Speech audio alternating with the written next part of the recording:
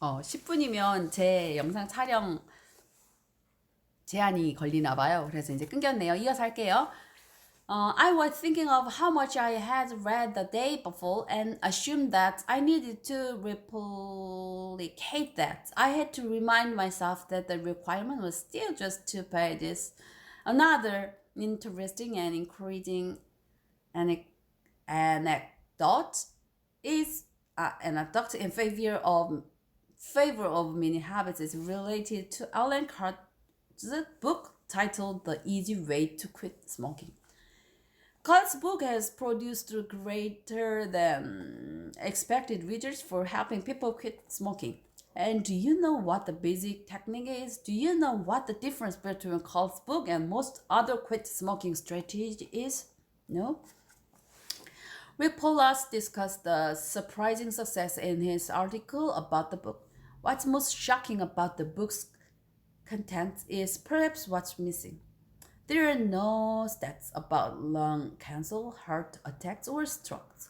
No scare tactics like what the social pranksters at thetruth.com dabble in.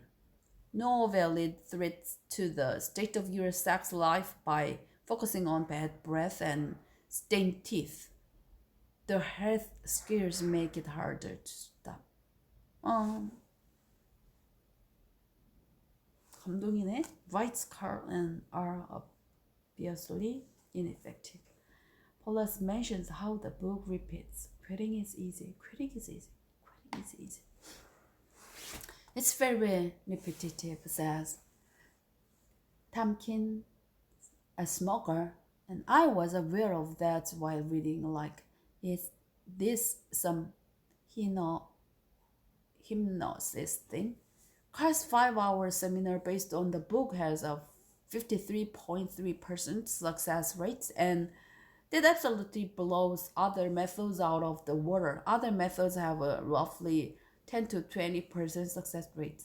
It's surprising because it's just information. It isn't hands-on. It's not a patch that delivers nicotine to the bloodstream. And the secret?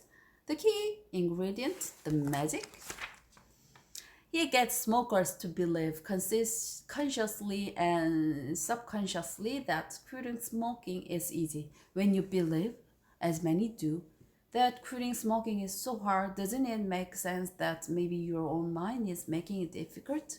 Many habits make you believe that adding healthy behavior is easy. Even if you are skeptical now, you will have no choice but to believe when it starts happening.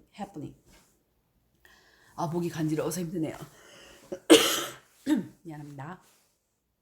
Forget failures to get motivated. Forget epic willpower battles. The bar is so low here that it's possible to never lose. And when you never lose, you tend to win. Over time, your subconscious mind will change and it gets easier to change your behavior from there. And let me ask you, why were these ever difficult in the first place? What's challenging about typing words? What's so tough about moving your body? What's the big deal with sitting still for an hour to comprehend text? The reason these became such giant challenges in our lives is because we were indoctrinated into a motivation-based society that says you have to get pumped up to live your dreams or do your laundry. Our brains have been trained incorrectly with societal norms, limiting beliefs, and overwhelming goals. The typical person's subconscious mind is completely feral, dominating the prefrontal cortex because people run out of energy trying to change their poorly calibrated brain all at once. Many habits are the way for you to say, no, you know what? It's not hard to exercise. It's easy. I'm going to drop and do a single push-up right now. And that's really, really easy. It's so easy. I can do it every single day. And I will. Then you will be in push-up position, having started, and realize that it's also easy to do one more push-up. And that it's relatively easy to do several more after that. And by the time you will be inspired to continue because your existing desire to exercise in life will connect with the realization that you can actually do this. I am excited for you. You are going to realize that easy and hard are relative. Wow. Why else would some people struggle to get out of bed and run around the block while others run 100 mile races? It's a difference of the mind. Using most of the strategies available to you today, you are going to struggle mightily to change your brain. They are all based on motivating you or telling you that you can't give in when it gets tough. But the kind of cheap inspiration isn't going to last. Many habits are designed to change your brain and your life from the inside out. Your mini requirement becomes a requiring spark inside of you that will refuse to die out. That is inspiring. You will be in week 3 and realize, wow, I'm still doing this. In week 6, you will see results. What count muscle weight loss, etc. And prior beliefs about what you could do will shatter before your eyes. As long as you think small, you are going to be a juggernaut. The momentum you build and the mindset shift that will take place will amaze you as it has me.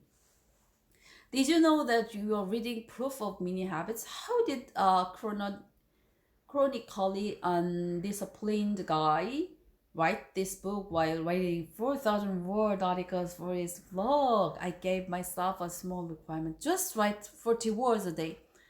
In the first week, I averaged about 1,000 words.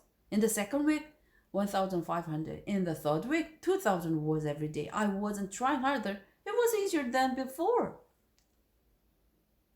댓글 쓰기도? I hope you can see the changes ahead with using mini habits. It's okay to get excited, but excitement won't sustain you.